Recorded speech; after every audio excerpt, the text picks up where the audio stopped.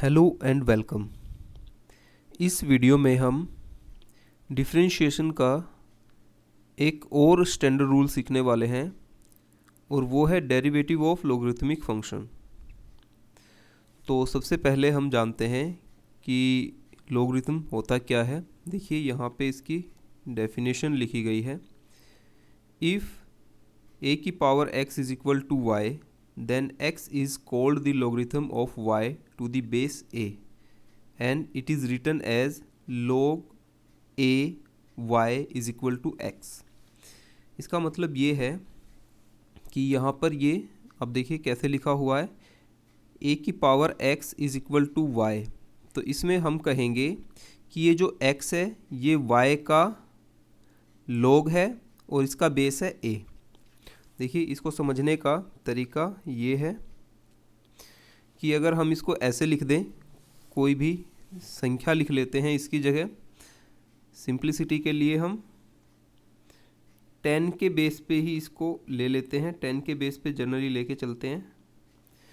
तो अगर हम इसको ऐसे लिख दें 10 की पावर 3, तो कितने के बराबर हुआ ये?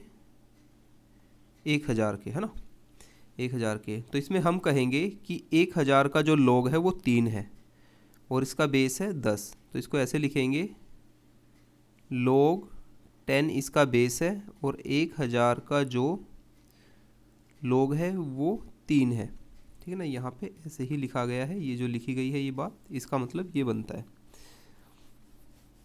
ऐसे ही और एग्जांपल ले सकते हैं। अगर हम कहें 10 की पावर 2 किसके बराबर होगी? 100 के। तो हम कहेंगे कि 10 के बेस पे 100 का log कितना हुआ? 2।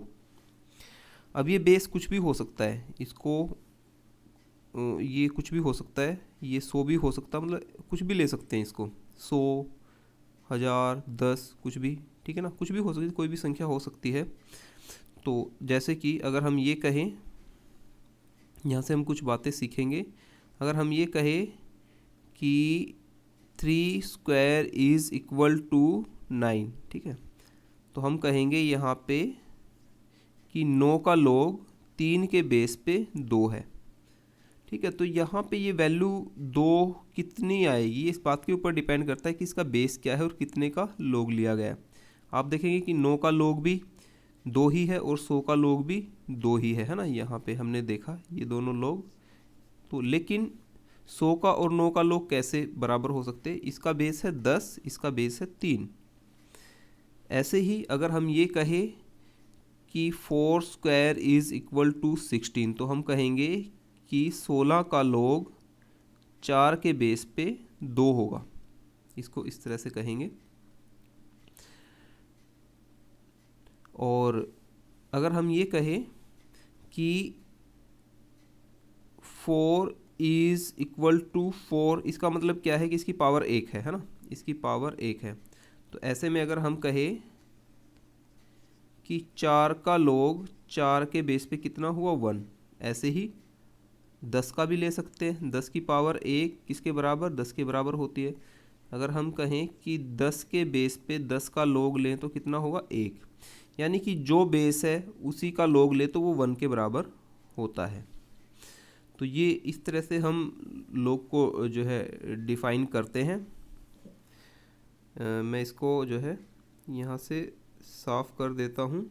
इससे रिलेटेड कुछ बातें हैं। इसका बेस हम ई भी ले सकते हैं। चलते चलते इस पर बात करते हैं। इसका बेस हम ई भी ले सकते हैं। अगर हम कहें कि ई की x is equal to y, तो इसका मतलब ये हुआ कि y का log ई के बेस पे x होगा, ई के बेस पे x होगा। अब ये जो ई है, ये ई एक इरेशनल नंबर है। इसकी वैल्यू कुछ ऐसी आती है 2.71828182, इस तरह से काफ़ी लंबी वैल्यू है ये। तो ये इसकी वैल्यू होती है। तो ये वाला जो log है जो हमने 10 के बेस पे लिया है, इसे कॉमन log कहेंगे, कॉमन log। और ये वाला जो log है जो हमने ई के बेस पे लिया है इसे नेचुरल लॉग कहेंगे, नेचुरल लॉग। जनरली इसको एल एन से भी दिखा देते हैं, एल एन भी लिखा मिल जाता है कई जगह पर, ऐसे भी लिखा मिल जाता है। तो इससे रिलेटेड कुछ बातें हैं वो हम यहाँ पे लिखी हुई है, मैं इसको साफ कर दूँ और फिर इसको समझते हैं। ये देखिए,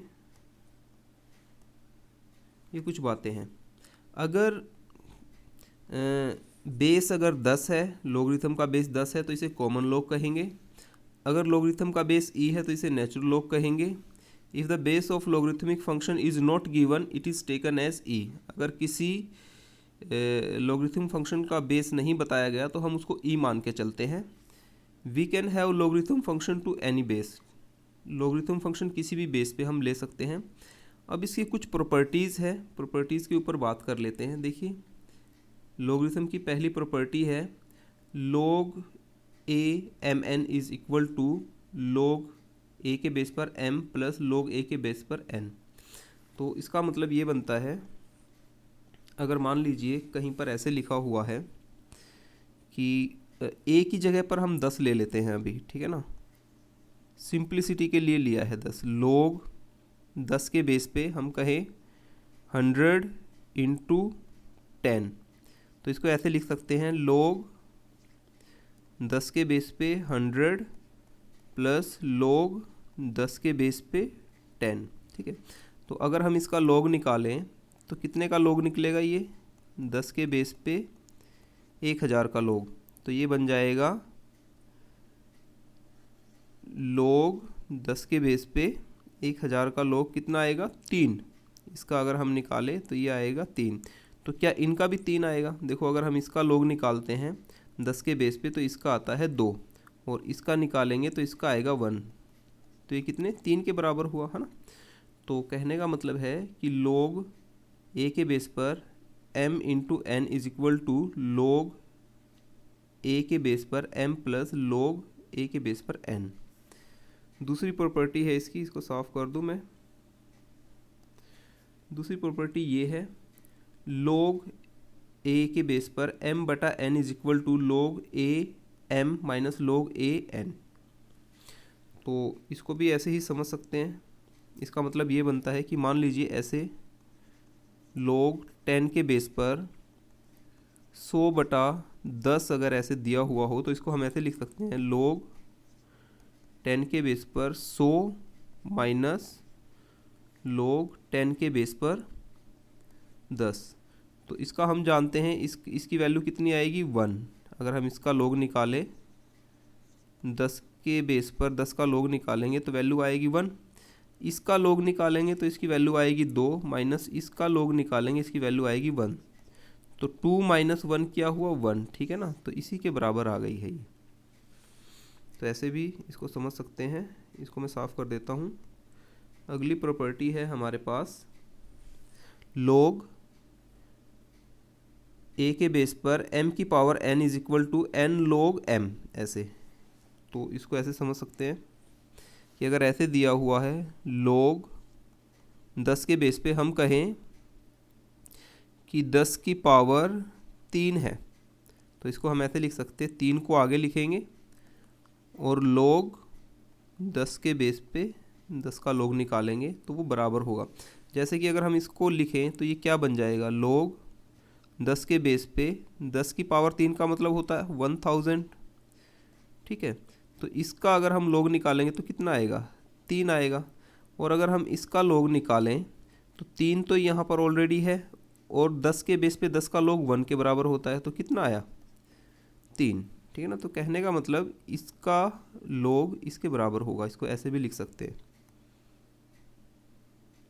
अगली प्रॉपर्टी है हमारे पास log a के बेस पर 1 का log 0 होगा, ठीक है ना। देखो, इसको समझने के लिए हम ऐसे समझते हैं इसको कि मान लीजिए हम कहें 10 बटा 10, 10 बटा 10 कितना होता है? 1। 10 बटा 10 1 होता है। हम इसको ऐसे भी लिख सकते हैं, इसके ऊपर भी एक पावर है, इसके ऊपर भी एक पावर है। अगर हम नीचे वाले 10 को ऊपर लेके जाएं इंटू 10 की पावर -1 बन जाएगी।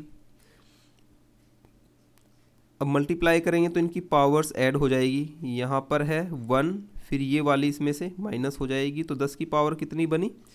0। ठीक है, तो ये कितने के, किसी की भी पावर 0 हो वो कितने के बराबर होता है? 1, है ना। तो अगर हम कहें कि 10 के बेस पे 1 का लोग, 10 के बेस पे 1 का लोग कितना हुआ? 0 ही तो हुआ, 0। यही तो हमने सीखा था इस डेफिनेशन से यही तो बात पता लगती है। तो अब बेस चाहे कुछ भी हो,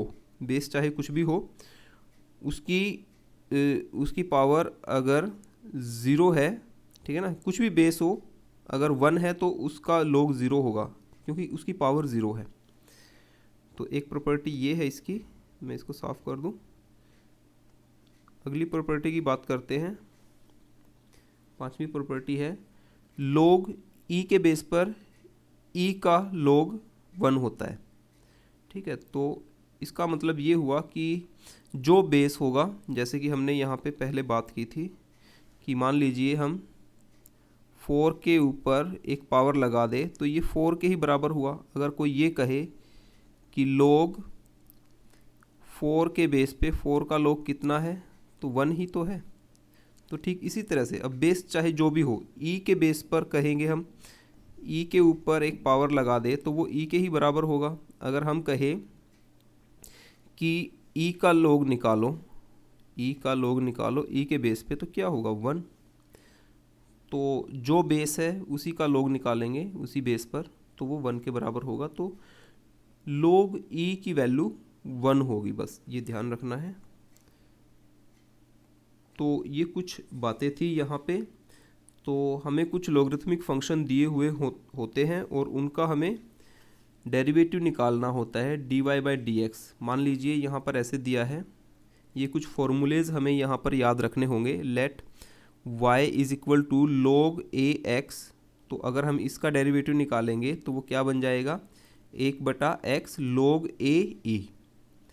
ऐसे ही अगर y = log x e के बेस पर, तो इसका डेरिवेटिव बन जाएगा 1/x, dy/dx = 1/x, यानी कि log x का डेरिवेटिव 1/x। अगर बेस e है तो e से अगर अलग है तो वो ऐसे बनेगा log a e। तीसरा है अगर y = log a u, और जहाँ पर u x का फंक्शन है, तो ऐसे में x के रिस्पेक्ट में y का डेरिवेटिव क्या बनेगा? वो बनेगा dy/dx = 1/x log a।